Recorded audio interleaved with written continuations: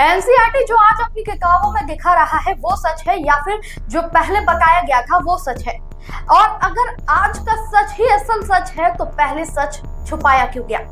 और अगर पहले जो पढ़ाया गया वो सच था तो आज किताबों में बदलाव क्यों किए गए? ये कौन तय करता है कि कौन सा शासक सही है या फिर कौन सा नहीं? किसने तय किया कि अकबर महान है? क्यों बार बार इतिहास के पन्ने पलटे जाते हैं? क्यों ऐसा होता है कि कभी हमारी किताबों में मुगलों को महान तो कभी क्रूर और लुटेरा बताया जाता है? सवाल ये है कि क्या इतिहास के नाम पर भारत में तब पॉलिटिक्स का खेल चल रहा था या फिर अब चल रहा है? नमस्कार दोस्तों, मैं सृष्टि जैन। दोस्तों, आज के भारत में एक जंग छिड़ी है जो तलवारों से नहीं बल्कि किताबों से है और युद्ध का मैदान है बच्चों का क्लासरूम। आज हमारा देश, उसका हर नागरिक एक नई किताब के पन्नों में उलझा है। एनसीईआरटी की 8वीं कक्षा की नई किताब exploring society India and beyond, ये कोई साधारण किताब नहीं, ये एक तूफान है जो उस इतिहास को चुनौती दे रहा है जिसे हम सच मानते आए हैं। लेकिन सवाल ये है कि क्या ये सच को उजागर कर रही है या फिर नई कहानी गढ़ रही है? ये एक सवाल है कि हमारा इतिहास आखिर क्या था और हमें क्या पढ़ाया गया। दशकों से हमें पढ़ाया गया कि मुगल शासक महान थे, अकबर सहिष्णुता के प्रतीक थे, औरंगजेब एक धार्मिक बादशाह थे। लेकिन आज एनसीईआरटी की नई किताब इस कहानी की उलट है। ये कहती है कि मुगलों का एक और चेहरा था, क्रूरता और दमन का। इस किताब ने 3 मुद्दों को लेकर तीखा विवाद खड़ा कर दिया। आइए इन पर नजर डालते हैं। पहला मुद्दा, जहां अकबर की महानता पर सवाल है। दोस्तों, हमें पढ़ाया गया कि अकबर ग्रेट थे, उनकी सहिष्णुता की मिसाल दी गई है। लेकिन नई किताब कहती है 1568 में चित्तौड़ किले की घेराबंदी में अकबर ने 30,000 निर्दोष लोगों का नरसंहार किया। जो बचे उन्हें गुलाम बनाया गया। अकबर ने जजिया कर हटाया, लेकिन क्या सिर्फ एक काम उसे महान बना देता है? किताब कहती है अकबर का शासन सहिष्णुता और क्रूरता का मिश्रण था। ये सवाल उठता है अब कि क्या हमने अकबर को गलत समझा? दूसरा मुद्दा, जहां औरंगजेब का असली चेहरा बताया गया।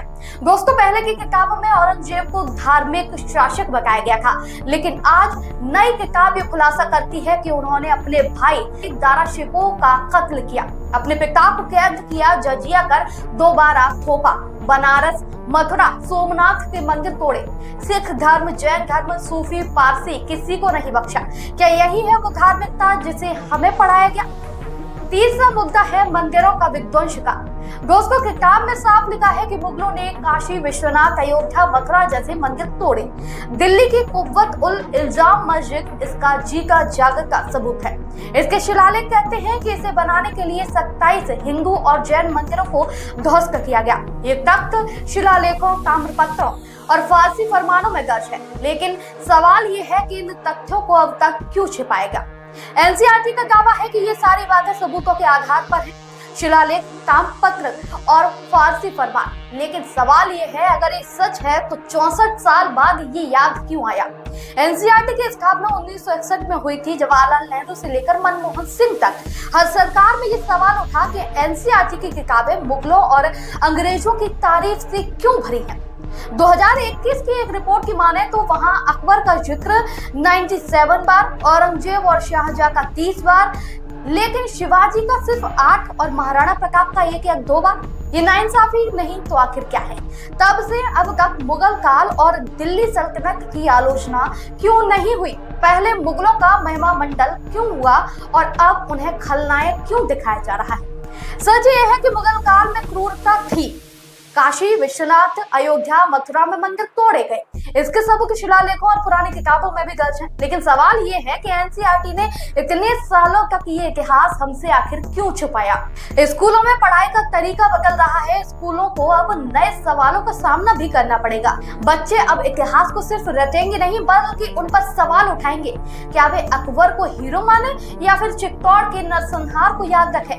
माता पिता चिंतित हैं, क्या उनके बच्चों को सही इतिहास पढ़ाया जा रहा है या फिर एक नया एजेंडा थोपा जा रहा है?